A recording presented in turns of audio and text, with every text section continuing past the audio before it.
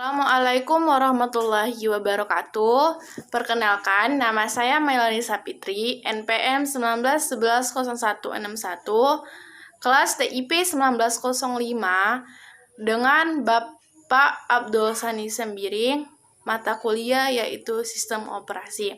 Nah, kali ini saya akan menjelaskan UTS saya yang berjudul tentang penjadwalan.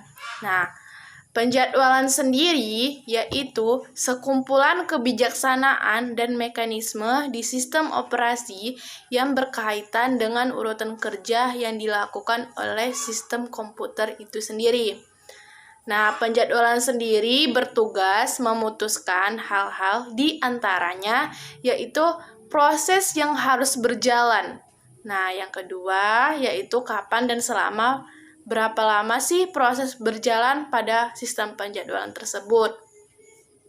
Nah, sasaran utama penjadwalan yaitu bagaimana cara mengoptimasi kinerja sistem komputer menurut kriteria tertentu. Next, kriteria mengukur penjadwalan. Nah, yang pertama ada adil. Proses-proses diberlakukan sama, yaitu mendapat jatah waktu layanan-layanannya pemroses yang sama, dan tidak ada proses yang tidak kebagian pemroses sehingga mengalami starvation. Nah, yang kedua yaitu efisiensi. Nah, efisiensi yaitu pemroses dihitung dengan perbandingan waktu sibuk pemroses dengan total waktu komputer secara keseluruhannya. Nah, yang ketiga yaitu waktu tanggap atau response time, yaitu waktu yang digunakan untuk pemakaian secara interaktif. Dan yang keempat yaitu turnaround time, yaitu meminimalkan waktu tunggu dari mulai proses datang sampai proses tersebut selesai running. Running itu yaitu proses yang sedang berjalan. Nah, yang terakhir yaitu throughput, yaitu jumlah kerja yang diselesaikan dalam waktu 1 unit waktu. Next. Nah, tipe-tipe penjadwalan itu sendiri ada 3, yaitu penjadwalan jangka pendek, yang kedua yaitu penjadwalan jangka menengah, dan yang ketiga yaitu penjadwalan jangka panjang. Nah, penjadwalan jangka pendek sendiri itu yaitu penjadwalan yang bertugas menjadwalkan alokasi pemroses di antara proses-proses ready yang terdapat di memori utama. Nah, penjadwalan ini dijalankan setiap terjadi pengalihan proses untuk memilih proses berikutnya yang harus dijalankan. Nah, yang kedua yaitu penjadwalan jangka menengah. Penjadwalan ini bertugas menangani proses-proses sweeping. Nah, sweeping itu sendiri yaitu aktivitas pemindahan proses-proses yang sudah tertunda dari memori utama ke memori sekunder. Nah, yang ketiga yaitu penjadwalan jangka panjang. Nah, penjadwalan jangka panjang ini bekerja terhadap antrian batch dan memilih batch berikutnya yang harus dieksekusi. Nah, sasaran utamanya memberikan keseimbangan job-job agar terap sibuk. Next, yaitu strategi penjadwalan. Strategi penjadwalan itu sendiri ada 2. Yang pertama yaitu penjadwalan non-preemptive atau run to completion, dan yang kedua yaitu penjadwalan preemptive. Nah, penjadwalan preemptive, non-preemptive yaitu di mana proses diberi jatah waktu pemroses yang tidak dapat diambil oleh proses lain sampai proses itu selesai. Nah, yang kedua yaitu penjadwalan preemptive, di mana proses diberi jatah waktu pemroses, maka pemroses dapat diambil alih proses lain. Nah, sehingga proses di sela-sela sebelum selesai dan harus dilanjutkan menunggu jatah waktu pemroses tiba kembali pada proses tersebut. Nah, proses penjadwalan non-preemptive itu ada 4 algoritma. Yang pertama yaitu FIFO atau freeze in freeze out. Nah, yaitu algoritma penjadwalan yang paling sederhana yang digunakan oleh CPU sendiri. Dengan menggunakan algoritma ini, setiap proses yang berada pada status ready dimasukkan ke dalam vivo queue atau antrian dengan prinsip freeze in freeze out dan sesuai dengan waktu kedatangannya. Proses yang tiba terlebih dahulu yang akan dieksekusi. Nah, yang kedua yaitu SJF atau Shortest Job Freeze, yaitu penjadwalan ini mengasumsikan waktu berjalannya proses sampai selesai dan telah diketahui sebelumnya. Mekanismenya adalah menjadwalkan proses dengan waktu jalan terpendek lebih dulu sampai selesai, sehingga memberikan efisiensi yang tinggi dan turnaround time-nya rendah dan penjadwalannya tak berprioritas. Next.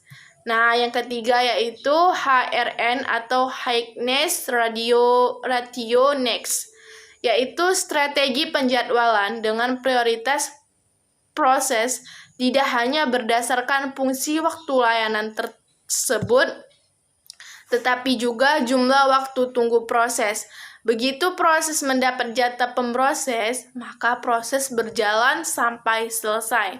Nah, yang terakhir yaitu MFQ atau Multiple Feedback Queues, yaitu algoritma ini mirip dengan algoritma multi-level queue, dan perbedaannya yaitu algoritma ini mengizinkan proses untuk pindah ke antrian. Jika suatu proses menyita CPU yang terlalu lama, maka proses itu akan dipindahkan ke antrian yang lebih rendah.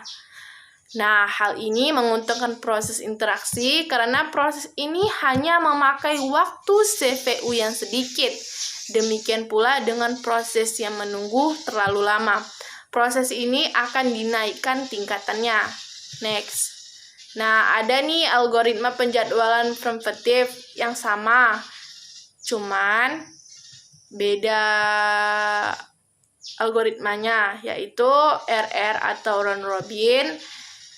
Yang kedua yaitu SRF atau shortest remaining freeze. Yang ketiga yaitu PS atau priority scheduling. Dan yang keempat yaitu GS atau guaranteed scheduling. Nah, RR sendiri yaitu menggilir proses yang ada di antrian. Proses akan mendapat jatah sebesar waktu kuantum. Jika waktu kuantumnya habis atau proses sudah selesai, maka CPU akan dialokasikan ke proses berikutnya. Penjadwalan round robin sendiri merupakan penjadwalan preventif. Namun proses tidak di-preventif secara langsung oleh proses lain, namun oleh penjadwal berdasarkan lama waktu berjalannya suatu proses. Maka penjadwalan ini disebut dengan preventive by time. Nah, yang selanjutnya yaitu penjadwalan tanpa prioritas. Algoritma ini sepenuhnya bergantung besarnya waktu kuantum. Jika terlalu besar, algoritma ini akan sama saja dengan algoritma freeze come freeze saved. Dan jika terlalu kecil, akan semakin banyak peralihan proses sehingga banyak waktu terbuang.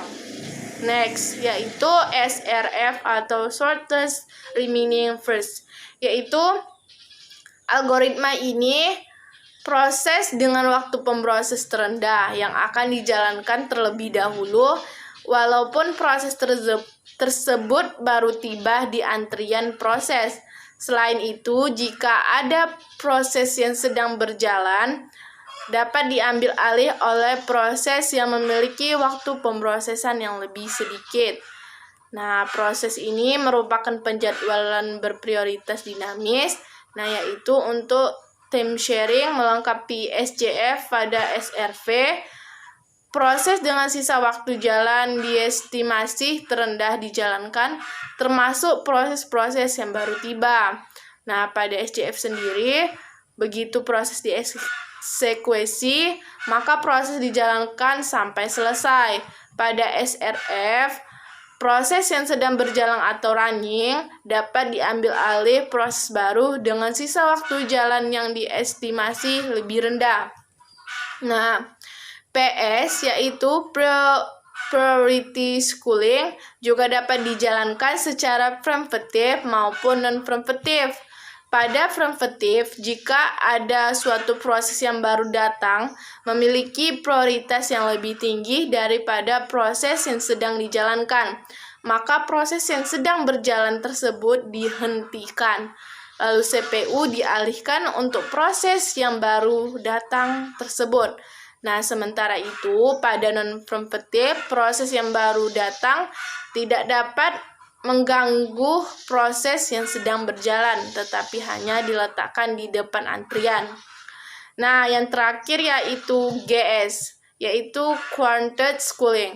Nah, penjadwalan ini berupaya memberikan tiap pemakaian daya proses yang sama. Untuk membuat dan menyesuaikan performance adalah jika ada mendapatkan N pemakai, tiap pemakai mendapatkan 1/N dari daya pemproses CPU.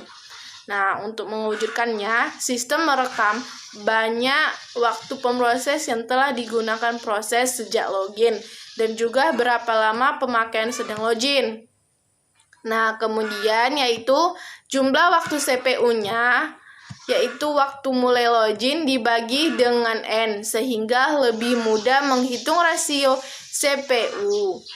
Karena jumlah waktu pemproses tiap pemakaian dapat diketahui, maka dapat dihitung rasio antara waktu pemproses yang sesungguhnya harus diperoleh, yaitu 1/N waktu pemproses seluruhnya dan waktu proses yang telah diperuntukkan proses itu.